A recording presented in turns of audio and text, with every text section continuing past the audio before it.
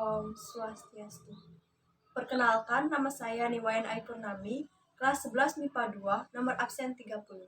Di sini saya akan mempresentasikan tentang faktor-faktor yang mempengaruhi kesetimbangan kimia. Nah, yang pertama, di sini saya akan menjelaskan terlebih dahulu tentang pengertian kesetimbangan kimia. Pengertian kesetimbangan kimia adalah kondisi di mana reaksi kimia yang reversibel atau dapat dibalik, di mana tidak terdapat perubahan jumlah reaktan maupun jumlah produk dalam reaksi tersebut. Reaksi reversibel adalah reaksi di mana produk yang terbentuk akan segera bereaksi untuk menghasilkan reaktan awal. Pada kondisi kesetimbangan tertentu, reaksi dapat mencapai konversi reaktan menjadi produk yang maksimum. Di dalam sistem tertutup, di mana produk hasil reaksi berupa campuran antara reaktan dan produk reaksi. Nah, setelah itu saya akan menjelaskan tentang ciri-ciri kesetimbangan kimia.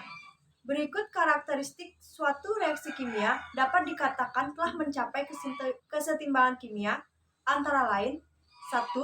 Reaksi dalam sistem setimbang terjadi dalam dua berlawanan dan berlangsung tanpa henti atau dinamis. 2. Laju reaksi ke kanan atau reaksi maju harus sama dengan laju reaksi ke arah kiri atau reaksi balik. Ketiga, kesetimbangan kimia hanya dapat terjadi dalam sistem tertutup. Keempat, tidak terdapat perubahan yang dilihat secara makroskopis dalam sistem reaksi tersebut.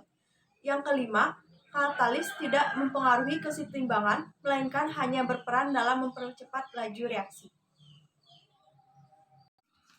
Baik, selanjutnya saya akan mempresentasikan tentang faktor-faktor yang mempengaruhi kesetimbangan kimia. Sebelumnya, pengaruh faktor-faktor tersebut terhadap kesetimbangan dapat diramalkan menggunakan asas Le Chatelier yang diusulkan oleh Henri Le Chatelier pada tahun 1888,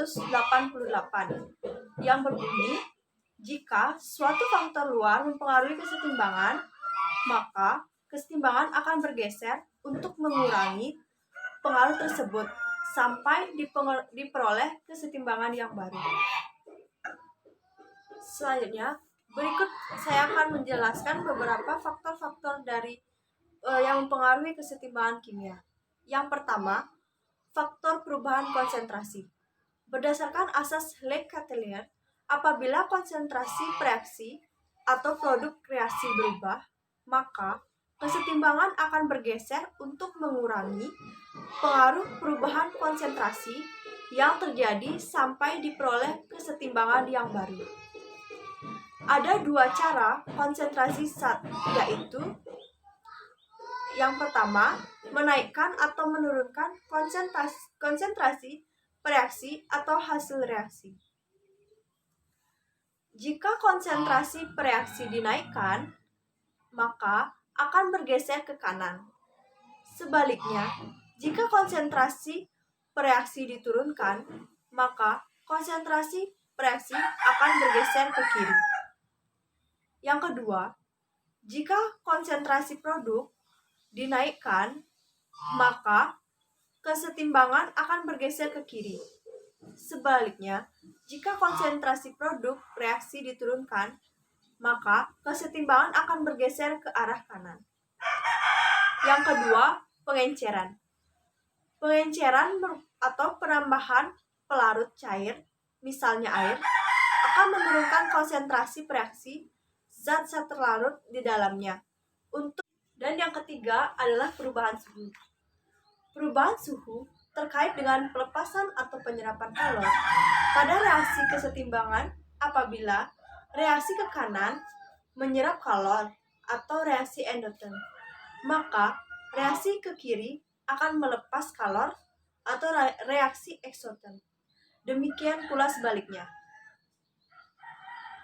Jadi, dapat disimpulkan berdasarkan asas Le Chatelier. Yang pertama, apabila suhu reaksi dinaikkan, maka kesetimbangan akan bergeser ke arah reaksi yang menyerap kalor atau reaksi endoten.